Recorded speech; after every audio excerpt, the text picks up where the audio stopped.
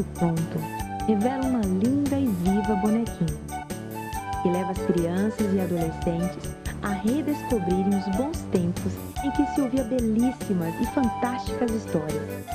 Com o objetivo de resgatar o amor pelos livros, a Hora do Conto vem com inovações, em que a participação das crianças é de fundamental importância para o desenrolar da história. Com essa interação, o brilho no olhar dessas crianças nos mostra que criança não deixa de ser criança. E a fantasia ainda vive em seus coraçõezinhos. A Hora do Conto resgata ainda a alegria e a fantasia, compartilhando valores, incentivando a leitura e a criatividade.